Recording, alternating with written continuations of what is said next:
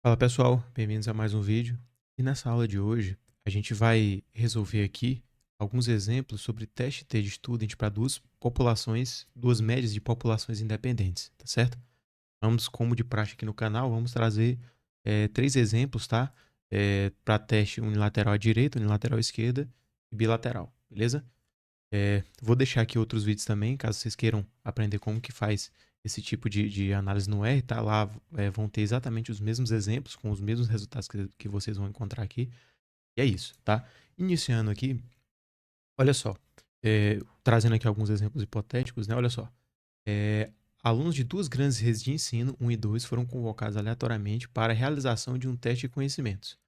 A rede de ensino 1 afirma que os seus alunos possuem desempenho melhor que o da sua concorrente. As notas dos alunos que variam de 1 a 20 seguem abaixo, ou seja, a gente tem essas duas redes aqui, tá? A1 e A2, certo? E aí, uma amostra, no caso de 10 alunos de cada uma das redes, né? Na verdade, 12 alunos, tá? Foi tomada e esses alunos fizeram essa prova, tá? Nessa primeira linha, os alunos da rede 1, tá? E aqui, nessa segunda linha, os alunos da rede 2, certo? Então, o que acontece aqui, pessoal? A gente vai usar o teste de Student para duas médias populacionais de grupos independentes, tá? Vale lembrar que os alunos da rede 1, eles não são os mesmos dos alunos da rede 2, tá? Eles são diferentes. Isso que caracteriza um teste T para médias de populações independentes, beleza? Então, a gente vai verificar aqui se a rede de ensino 1 está correta, ou seja, será se os alunos da rede 1 possuem a nota média maior do que a da rede 2, né? Então, para traduzir isso, inicialmente, a gente começa aqui estabelecendo as nossas hipóteses nula e alternativa, na verdade. Nossa hipótese alternativa aqui é o que a gente vai querer verificar, que é exatamente isso aqui. Ou, em outras palavras, os alunos da rede 1 possuem desempenho melhor, né, no caso maior, do que a rede 2. Então, a média 1 é maior do que a média 2, certo? Então, nosso primeiro pressuposto aí, né, nosso primeiro requisito, a gente já fez aqui, tá certo? E aí, vamos lá, né? O que a gente vai ter que fazer aqui é calcular nossa estatística de teste, tá? Vai ser basicamente o seguinte: y barra 1, y barra 2, tá? Que vai ser dividido pela raiz quadrada.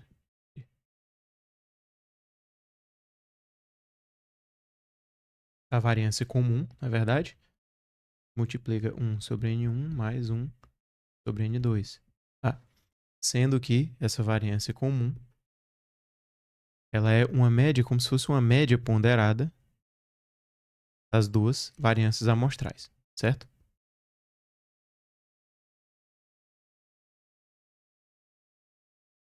S2 ao quadrado, certo?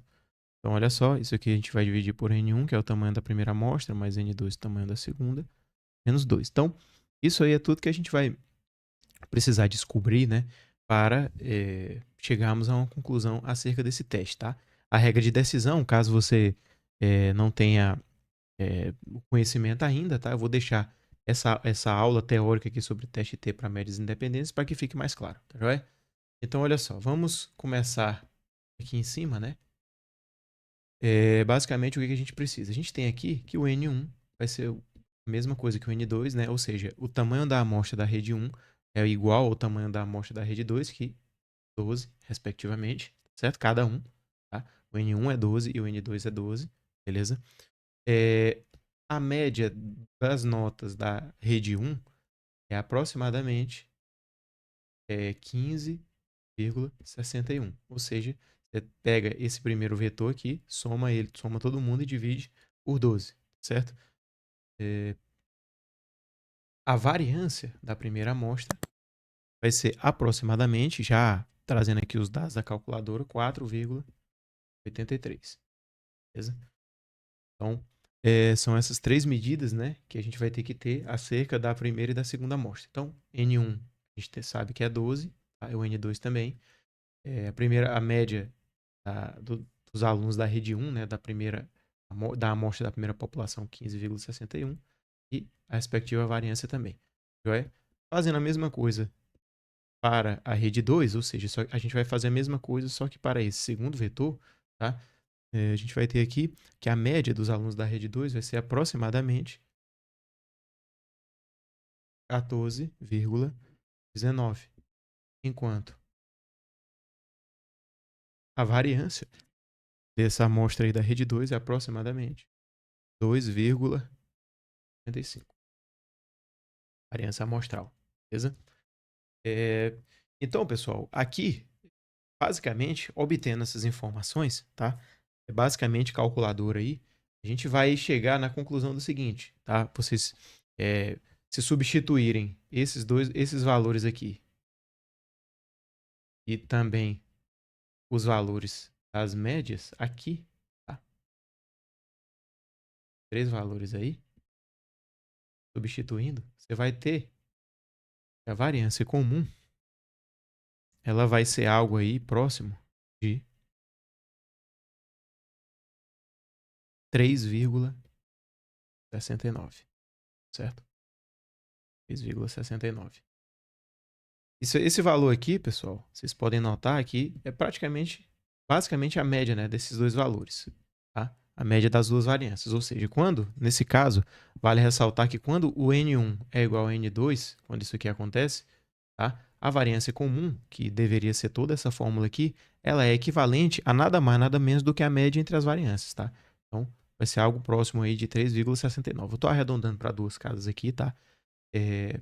Para que não precise escrever muito, tá? Mas essa é o valor da nossa variância comum, beleza? Então, consequentemente, substituindo a variância comum e as médias aí, nós vamos ter que o nosso T calculado aqui, tá? Eu vou até colocar lá em cima, entendeu? Tá? O nosso T calculado, substituindo todos os valores aqui, média 1, média 2, né? Vai ter aqui, vou substituir aqui pelo menos para esse primeiro exemplo, a gente vai fazer mais direto, beleza? 15,71 menos 12,19, tá?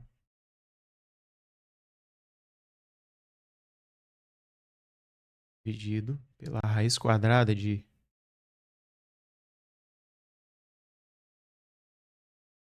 12 sobre 12, N1 e N2, beleza?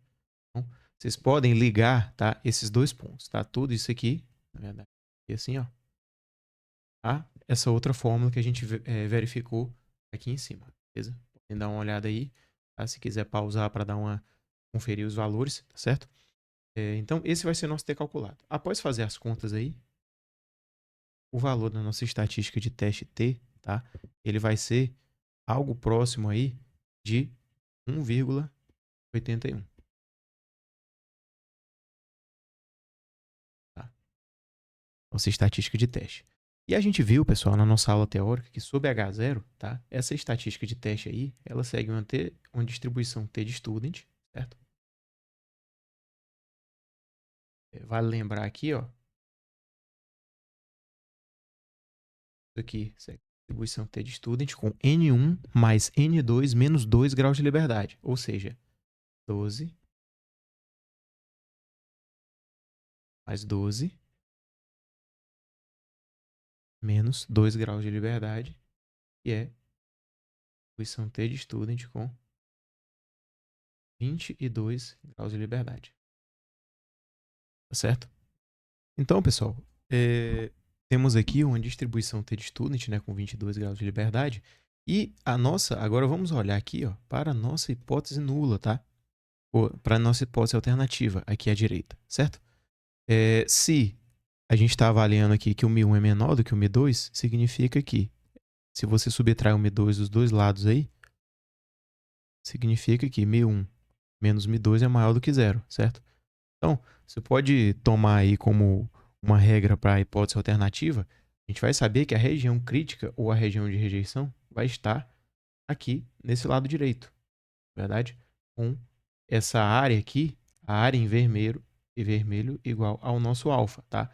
A gente está usando o alfa aqui, vamos sempre usar para todos os exemplos aqui no canal, pessoal, vamos usar sempre o alfa de 0,05, beleza? Só que a gente sabe que esse alfa é 0,05, mas a gente quer descobrir, na verdade, quem é esse t tabelado aqui, né? Isso aqui é quem? Ou seja, a partir desse valor, ou seja, se essa estatística de teste aqui for maior do que esse valor tabelado, né, aqui, a gente rejeita H0. Se for menor, a gente não rejeita, tá? Lembrando que essa região toda aqui, ó, em azul, tá? Essa região que eu estou pintando aqui agora, isso aqui é a região que a gente chama de aceitação, certo? Então, para isso, né, nós vamos lá na tabela da distribuição t-student, tá? E aí vamos localizar, não é? Primeiramente, vamos aqui, olha só. E como o alfa é 0,05, a gente vai olhar o acumulado até 0,95, que é o complementar, certo? Então a gente já sabe, a gente vai ficar nessa coluna aqui, ok? E sabemos também que a nossa estatística de teste segue uma distribuição t-student com N1 mais N2 menos 2 graus de liberdade, né? N1 mais N2 dá 24, subtraindo 2 dá 22. Então, é nas linhas aqui, né? Essas linhas aqui, que vão definir a quantidade de graus de liberdade. Então, a gente sabe que é 22, certo? Então, aqui, olha só, 22, vamos combinar aqui com o 0,95, na verdade, que é exatamente esse valor aqui, que vocês estão vendo, aproximadamente 1,72. Tá joia? Então, esse t tabelado aí, ele vai ser 1,72. Tá? Isso é aproximadamente, né? 1,72, 1,71. Então, veja que esse valor aqui, 1,81, ele caiu à direita. Vai cair mais ou menos aqui assim. Supondo aí que a escala tá verdadeira, né? Então, isso aqui é o t calculado, que é 1,81 aproximadamente.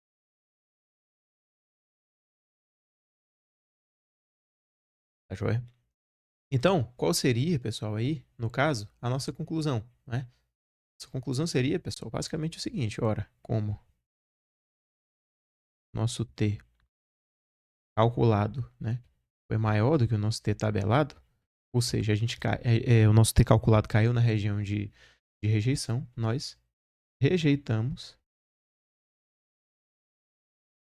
H0. Rejeitando H0, pessoal, a gente teria evidências aí para afirmar que isso aqui é verdadeiro, beleza? Ou seja, a rede de ensino 1 possui notas superiores à rede de ensino 2, através dessa amostra aí, joia? Então, esse aí foi o nosso primeiro exemplo de teste unilateral à direita, né? A gente chama unilateral à direita, pessoal, porque a região de rejeição vai estar do lado direito, como vocês viram aí. Quando é unilateral à esquerda, vai estar à esquerda, assim como o nosso próximo exemplo, beleza? Então, vamos seguir aqui, né? Teste unilateral à esquerda. Esse aqui, pessoal, eu vou fazer, esse e o próximo, né? Vamos fazer um pouco mais rápido, usando o mesmo raciocínio do primeiro, tá? Para que não fique muito longo, tá joia? Então, olha só.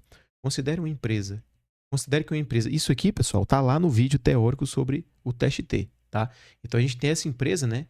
E que ela quer adotar um algoritmo para otimizar o tempo de consulta ao banco de dados de maneira mais rápida, né? Então, essas empresas A e B disponibilizaram os algoritmos específicos delas, né? E aí foi obtida uma amostra, tá, de 8 observações, 2, 4, 6, 8, grupos totalmente diferentes, né? O algoritmo A é diferente do algoritmo B, na verdade, para verificar se, olha só, a empresa A afirma se que o seu algoritmo é mais eficiente. Ou seja, o que a empresa A está querendo dizer é que o tempo de consulta a essa base de dados aí, esse banco de dados, é menor, tá? Então, perceba aqui o seguinte, nós vamos construir a nossa hipótese da seguinte maneira aqui. Tá? Vou colocar em termos de A e B, tá? MA igual a MB. Só uma questão de notação mesmo, desde que tenha um Mi aí, tá tudo certo. E essa daqui é que MA é menor do que MB. Perceba, pessoal, a diferença aqui entre esse exemplo e o anterior, tá? Nesse caso aqui, a gente está usando aqui para na hora que a gente for verificar onde fica a região crítica, a gente subtrai o MIB dos dois lados, ó. A gente vai ter que é menor do que zero. Então, a gente já sabe aqui, eu vou até adiantar isso para vocês, né? A gente já sabe que na hora que a gente tiver a nossa distribuição T de student aqui, vocês já sabem que a região crítica vai estar à esquerda, tá? Então, a gente vai ter aqui um menos T tabelado, né? Um valor lá daquela tabelinha que a gente viu aqui, só que ele vai estar negativo, tá? Em que essa área aqui, alfa, é igual a 0,05, beleza? Então, considerando esse nível de significância. Então, percebam a diferença, tá? Do teste unilateral à direita e unilateral à esquerda. O raciocínio é muito parecido, tá, pessoal? Só que em alguns casos nós temos distribuições simétricas, em outros distribuições assimétricas, né? No caso dos testes T que a gente está vendo aqui no canal, né? Então, vocês veem aí que a distribuição assimétrica é mais tranquila da gente trabalhar, tá joia? Então, vamos para a nossa estatística de teste, certo? Ter calculado isso aqui vai ser aquele valor lá, né? De y barra 1, no caso A, menos y barra B, sobre raiz quadrada de variância comum, que multiplica 1 sobre N1, mais 1 sobre N2, certo? Isso aqui, pessoal, vocês vão precisar calcular, vamos colocar aqui algumas medidas à direita aqui desses dados, né? A média de A vai ser 4,08, 4,075, vamos pôr assim. A média de B, só somar e dividir, tá, pessoal? Soma as 8 observações de cada um deles e divide pela quantidade de observações. 6,0375. A gente sabe aqui, por exemplo, que a média do B é maior do que a média do A, mas a gente vai querer verificar se essa diferença é significativa ou não.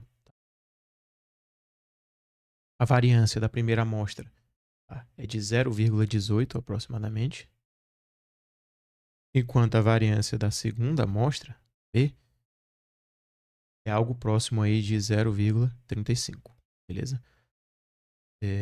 A variância comum, tá, que vocês já viram a fórmula anteriormente, ela vai ser próxima de 0,27. Né? Vocês percebem que ela se aproxima da média, tá? Que, lembrando que temos valores arredondados, né? Vai se aproxima da média. E NA é igual a 8 e NB é igual a 8, certo? Então, já temos tudo que é necessário para nós calcularmos aqui a nossa estatística de teste, tá joia? Substituindo aí nessa fórmula, a gente vai verificar que o nosso T calculado ele vai ser próximo de menos 7,62. Tá? Isso aqui, nosso T calculado. Tá joia? Ou seja, pessoal, ele vai estar no lado esquerdo, né, negativo também. E é um valor relativamente elevado. Vamos agora aqui na nossa tabela verificar quem que é o T tabelado, né? E lembrando, pessoal, T tabelado para a gente encontrar, né? Basta você fazer, digamos, um espelho aqui, tá? Você encontrar o valor que deixa alfa de 0,05 nesse lado, você espelhar ele aí, você vai encontrar o valor respectivo para o lado esquerdo, se for atribuindo um sinal de negativo. Tá joia? Vamos olhar para cá. Vamos apagar isso aqui do exemplo anterior. Né?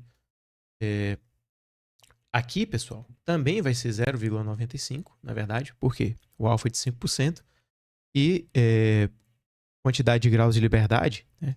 Vocês lembram? Olha só, N1 mais N2 menos 2 graus de liberdade. Então, N1 é 8, N2 é 8 também, subtrai 2, fica 14, tá? Beleza? Então, ó, 14 graus de liberdade para 0,5, 1,76. Valor parecido aí com um dos outros exemplos que a gente viu aqui no canal, tá? Parecido não, igual, né? Então, vamos voltar para cá. Esse valor aqui é para baixo.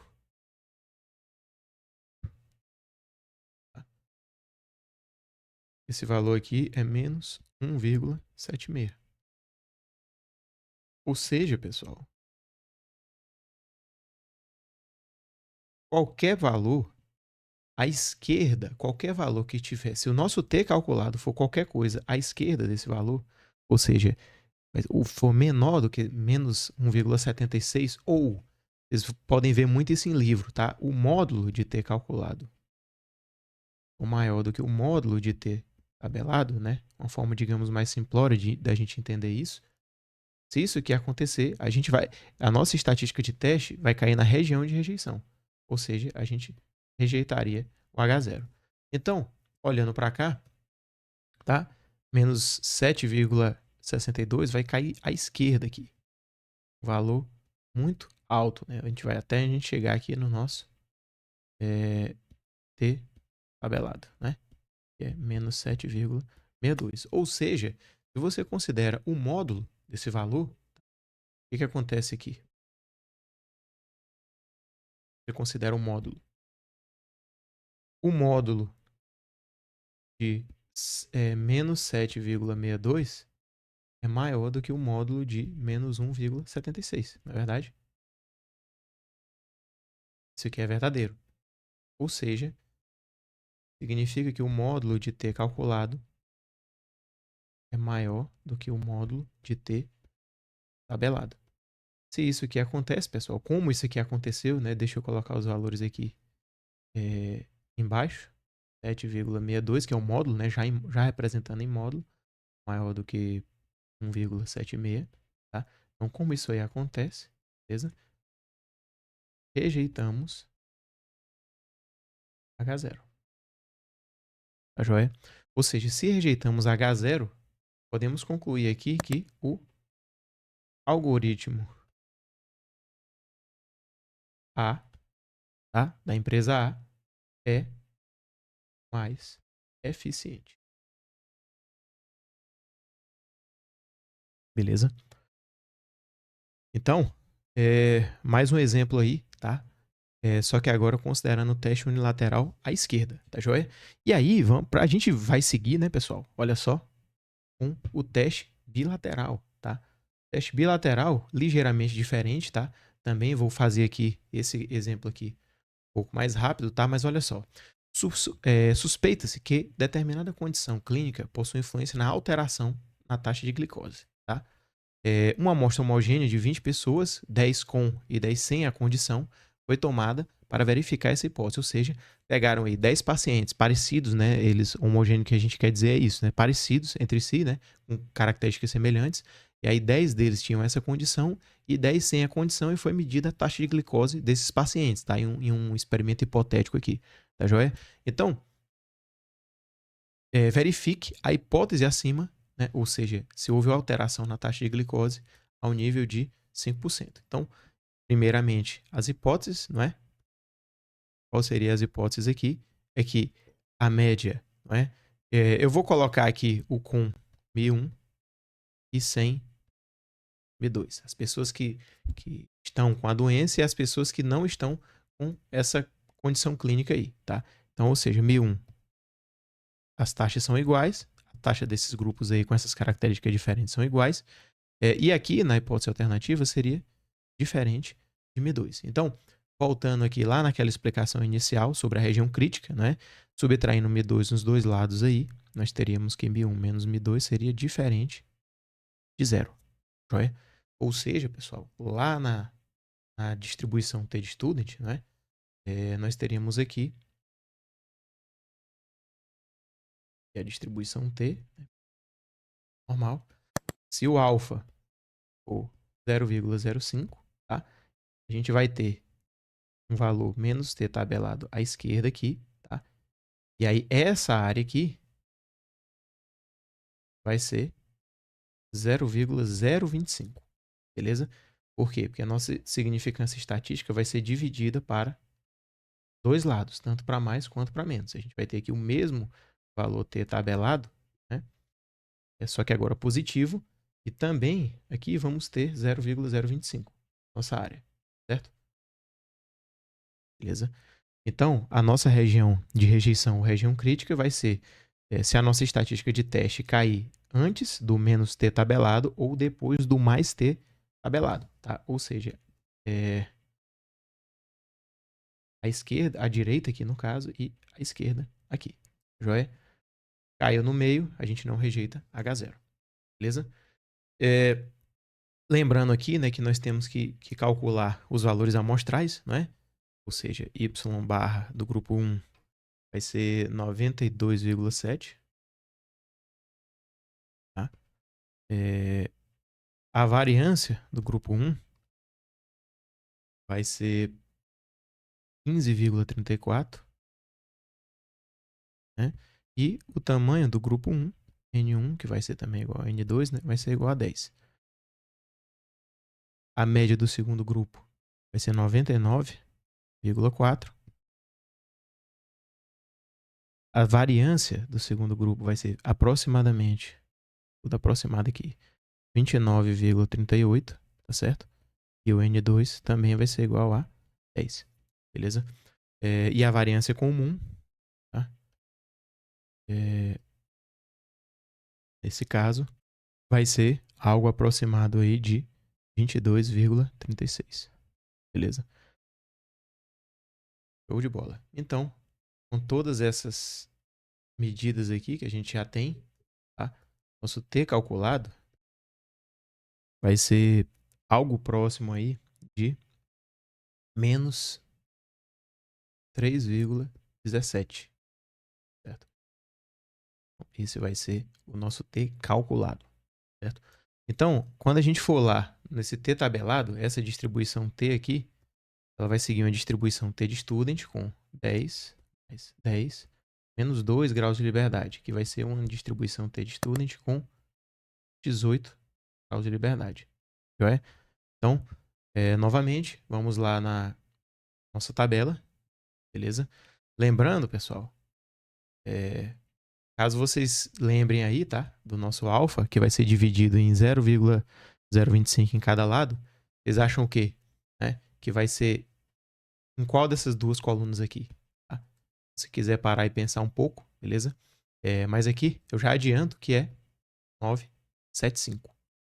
Beleza? Por quê? 2,5 para um lado, 2,5 para o outro. Se está 2,5 para a direita, a probabilidade significa que acumular até esse ponto é 0,975.